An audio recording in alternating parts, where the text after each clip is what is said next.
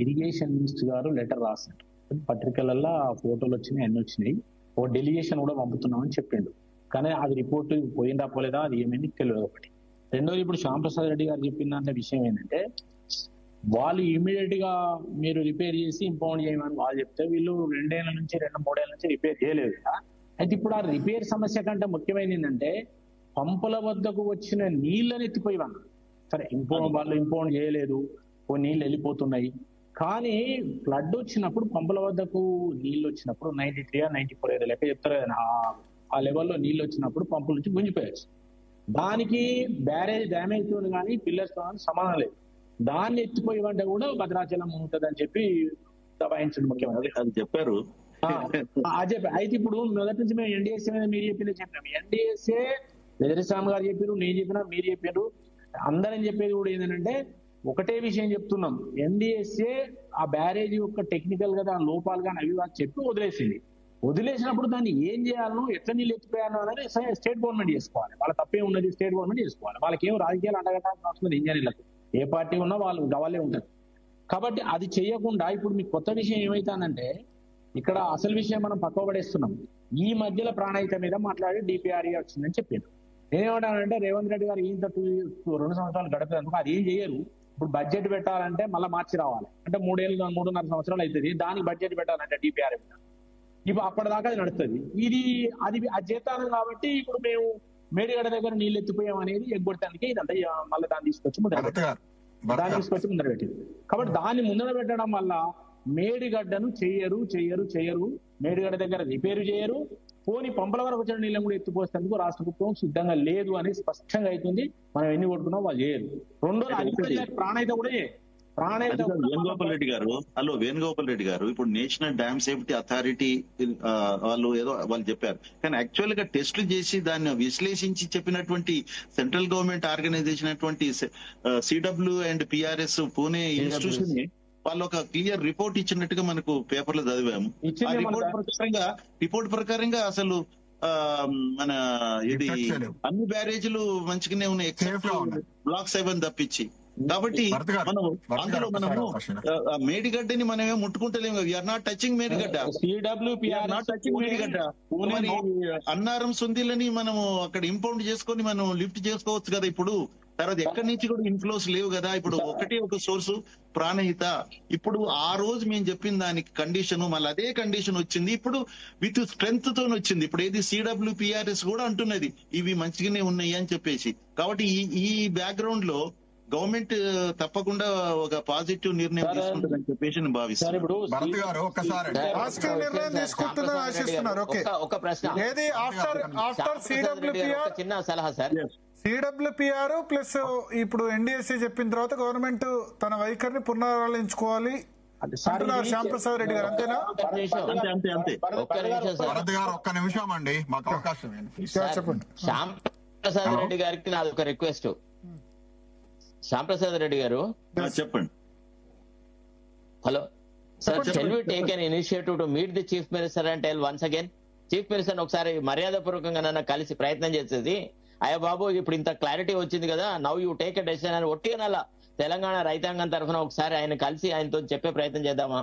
మీరు దానికి సిద్ధమా? విశ్రాంత ఇంజనీర్లు ముందుకు వస్తారా? మాకేమి అవేం లేవు. ఇప్పుడు మనకు కావాల్సిన రైతాంగాన్ని మనం బయటపడేయాలి. కాబట్టి సీఎం గారు మనకు గనక అపాయింట్మెంట్ ఇస్తే మనం కలుస్తాం. రైతాంగం దృష్టిలో కూడా మీ ఛానల్ ద్వారానే మేము రిక్వెస్ట్ చేస్తున్నాము. ఏమని చీఫ్ మినిస్టర్ గాని, ఆయన సలహాదారులు గాని, ఆయనకు వెంట ఉన్న వాళ్ళు గాని, లేదా రాష్ట్ర రైతాంగం పట్ల అభిమానం గల వాళ్ళు గాని మేము రిక్వెస్ట్ చేస్తున్నాం, మాకు ఒక అవకాశం కల్పించండి. నాకు కాకుండా కనీసం విశ్రాంత ఇంజనీర్ల కన్నా ఒక అవకాశం కల్పించి వాళ్ళ సలహా సంప్రదింపులు తీసుకోండి. ఒకవేళ ముఖ్యమంత్రికి భేషజం ఉంటే ఉత్తమ్ కుమార్ రెడ్డి అయినా ఇదే విషయం మీద ఇదే ఎజెండాగా విశ్రాంత ఇంజనీర్ల యొక్క సలహా తీసుకొని మీరు అపాయింట్మెంట్ అడగండి. ఇదే వేదిక ద్వారా ఒక అఖిలపక్ష సమావేశం కూడా ఏర్పాటు చేయాలి. విశ్రాంత ఇంజనీర్లు, శరత్ గారు, వీరందరితో మేధావులతో కలిపి ఒక అఖిలపక్ష సమావేశం ఏర్పాటు చేసి ఒక నిర్ణయం తీసుకుంటే బాగుంటుంది. శ్యాంప్రసాద్ రెడ్డి గారు ఉంటే సరిపోతుంది సార్. విషయం ఏంటంటే శ్యాంప్రసాద్ రెడ్డి గారు ఉంటే సరిపోతుంది. ఎందుకంటే పొలిటికల్ ఎఫర్ట్స్ కూడా ఇంపార్టెంట్ అండి. పొలిటికల్ ఎఫర్ట్స్ కూడా ఆయన మెడల్ వంచి పనిచేయించాలంటే అపోజిషన్ పార్టీ హరీష్ రావు గారు ఎంత పోరాటం చేస్తారు, మా పార్టీ శ్రేణులు కూడా ఎంత కష్టపడుతున్నాయో మీరు చూస్తున్నారు. ఇదే వేదికలో ఇదే భరత్ గారితో హరీష్ రావు గారు ఎంత డిఫెండ్ చేసిండో ఎంత ఎక్స్ప్లెయిన్ చేసిండో ఇన్ డీటెయిల్ గా, ఎన్ని మీటింగ్లు అయినాయి, ఎంత కార్యాచరణ తీసుకున్నాం. బీఆర్ఎస్ పార్టీ ఏం సైలెంట్ గా లేదు. Hats off to you Sharath గారు. మీరు మన మన మన రిటైర్డ్ ఇంజనీర్లు రెడ్డి గారు వీళ్ళంతా కూడా చాలా కష్టపడ్డారు. ముఖ్యంగా hats off to Zee News Telugu. అసలు ఇదే సబ్జెక్ట్ మీద ఒక నెల రోజుల పాటు నిరాఘాటంగా ఇచ్చేసేసి ప్రభుత్వం మీద ఒక ప్రజల్లో ఒక ఆసక్తిని రేకెత్తించారు. ఏం జరుగుతుంది కాళేశ్వరం ప్రాజెక్టు విషయంలో. కాళేశ్వరం ప్రాజెక్టును కూలేశ్వరం అంటూ ప్రచారం చేసినటువంటి దగుల్బాజీ కాంగ్రెస్ సన్నాసులు ఇలా బట్టలిప్పింది సెంట్రల్ లో water and power research centre. వాళ్ళు మొత్తం వరల్డ్ క్లాస్ మొత్తం అటువంటి ప్రాసెస్ ను ఒక్క నిమిషం అండి వ్యాలిడేట్ చేసినటువంటి పద్ధతులను ఉపయోగించి అన్నారం సుందిల సేఫ్, ఇక్కడ కూడా మొత్తం బ్యారేజ్ మొత్తం సేఫ్ ఉంది. ఒక 7th బ్లాక్ లో చిన్న డిస్టర్బెన్స్ ఉంది, దాన్ని కూడా ఎలాంటి వాళ్ళు ఫ్రీ ఆఫ్ కాస్ట్ తో రిపేర్ చేస్తా అన్నారు. ఈ సన్నాసుల బుద్ధి లేక కేసీఆర్ గారిని బదనాం చేయాలి, హరీష్ రావు గారిని బదనాం చేయాలి, బీఆర్ఎస్ ప్రభుత్వాన్ని బదనాం చేయాలి.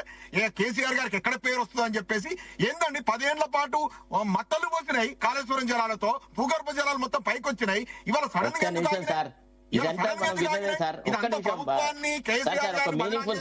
ఉద్దేశంలో చేసిరు. ఆ ట్రాప్ లో మీలాంటి మేధావులు కూడా పడ్డారు. అవినీతి 90,000 ప్రాజెక్టులు 90,000 కోట్ల ప్రాజెక్టులు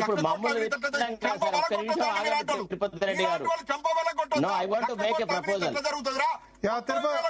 తిరుపతి రెడ్డి గారు ఒక్క నిమిషం శరత్ గారు చెప్పండి. ఇది కేసీఆర్ గారిని బదనాం చేసే నేనేమంటున్నానంటే భరత్ గారిని రిక్వెస్ట్ చేస్తున్నా. ఒక్క నిమిషం ఆగండి తిరుపతి రెడ్డి గారు ప్లీజ్. నేను భరత్ గారిని రిక్వెస్ట్ చేస్తున్నాను, దయచేసి మీరు ఉత్తమ్ కుమార్ రెడ్డితో ఒక ఇంటర్వ్యూ పెట్టండి. లేదంటే మీరు ఉత్తమ్ కుమార్ రెడ్డితో మాట్లాడి సార్ విశ్రాంత ఇంజనీర్లు మీతో కలవాలనుకుంటున్నారు, మళ్ళీ in view of the latest reports అన్ని ఉన్న దృష్ట్యా ఒకసారి మీతో కలిసి మీ అభిప్రాయం ఏదో తెలుసుకోదలుచుకున్నారు, ప్రభుత్వం యొక్క ఆలోచన సరళిని గ్రహించదలుచుకున్నారు, రైతాంగానికి ఈ విషయం వాస్తవం తెలవాలి, దీనికి మీరు అపాయింట్మెంట్ ఇస్తారని అడగండి సార్.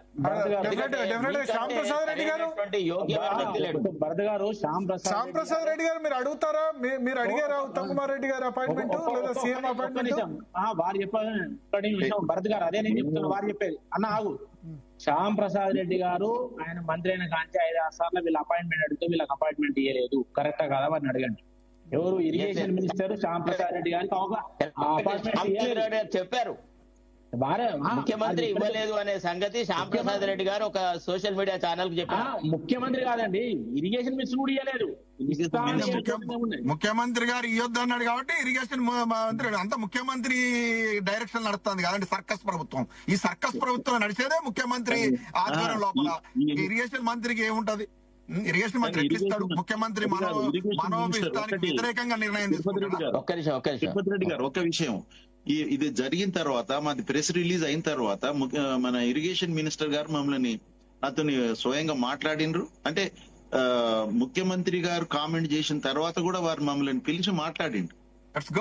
చెప్పిండంటే మీ యొక్క లెటర్ ఏదైతే వచ్చిన తర్వాత మేము ఒక లెటర్ రాశాము వాళ్లకు, నేషనల్ డ్యామ్ సేఫ్టీ అథారిటీ వాళ్ళ నుంచి మేము తర్వాత మా ముందే కాంతారావు గారని మన జలశక్తి సెక్రటరీ గారు కూడా ఫోన్ చేసి వాళ్ళని ఆ డెలిగేషన్ త్వరగా పంపించేటట్టుగా చూడండి అని కూడా రిక్వెస్ట్ చేయడం జరిగింది.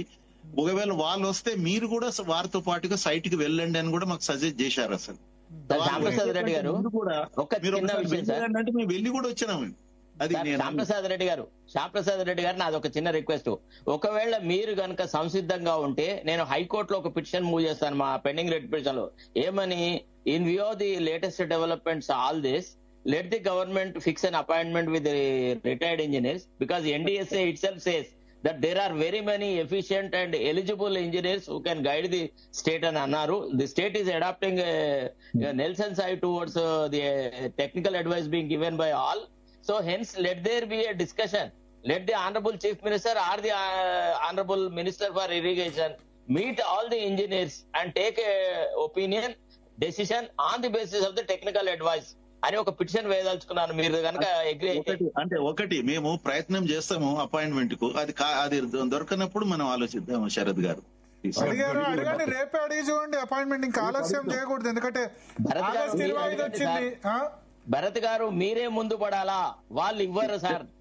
శ్యాంప్రసాద్ రెడ్డి గారు ఎట్లా అంటే ఆయన ముఖం, నేను కాదు జీ తెలుగు పక్షాన ఇప్పుడు దీన్ని చూస్తున్న ప్రేక్షకుల పక్షాన రైతుల పక్షాన అడుగుతున్నా ప్రభుత్వాన్ని మరొకసారి ఈ డెవలప్మెంట్ దృష్ట్యా ఎన్డీఎస్ఏ అని చెప్పారు కాబట్టి ఎన్డీఎస్ఏ క్లియర్ చేసింది, రాష్ట్ర ప్రభుత్వమే నిర్ణయం తీసుకోవాలి, మేమేమి అడ్డంకి కాదు అని చెప్పిన తర్వాత సిడబ్ల్యూపీఆర్ రిపోర్ట్ తర్వాత ఇవన్నిటి తర్వాత రాష్ట్ర ప్రభుత్వం రీకన్సిడర్ చేసి మళ్ళొక్కసారి engineers association opinion, Shyam Prasad Reddy గారు రిటైర్డ్ ఇంజనీర్ అసోసియేషనా లేకపోతే ఇంకా వేరే అసోసియేషన్లు కూడా ఉంటాయి, వాళ్ళందరూ ఒపీనియన్ తీసుకొని నిర్ణయం తీసుకోవడంలో తప్పే లేదు కదా, ఆలస్యం చేయకూడదు 2-3 రోజులు. భరత్ గారు ఒక విషయం, ఇన్స్టిట్యూషన్ ఆఫ్ ఇంజనీర్స్ లో కూడా నిష్ణాతులు అందరు ఆల్ టైప్ ఆఫ్ ఇంజనీర్స్ ఉంటారు. ఇన్స్టిట్యూషన్ ఆఫ్ ఇంజనీర్స్ ఇచ్చిన రిపోర్ట్ మీదనే ప్రాణిత చేవల్ల టేకప్ చేయడం జరిగింది.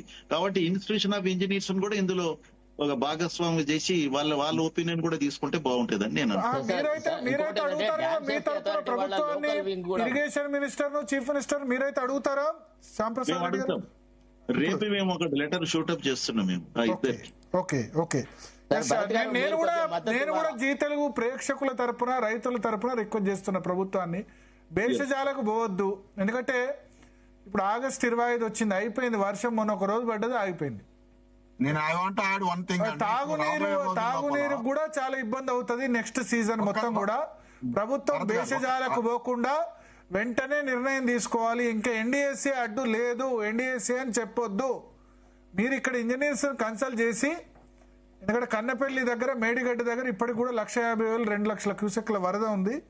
రోజు 2 టీఎంసీలు ఇప్పటి నుంచి లిఫ్ట్ చేసినా ఒక 50 రోజుల వరద ఉండొచ్చు. మేడిగడ్డ దగ్గర మేళ కూడా ఉంటుంది, కానీ 2 టీఎంసీల పైన వరద అక్టోబర్ ఎండింగ్ వరకు ఉండొచ్చు. అక్టోబర్ ఎండింగ్ వరకు కూడా 2 టీఎంసీ. సో 2 నెలలు 2 టీఎంసీలు అంటే 60 × 2 120 టీఎంసీల నీటిని వినియోగించుకోవచ్చు. ఒక దేవాదులు ఒక్కటే సరిపోదు.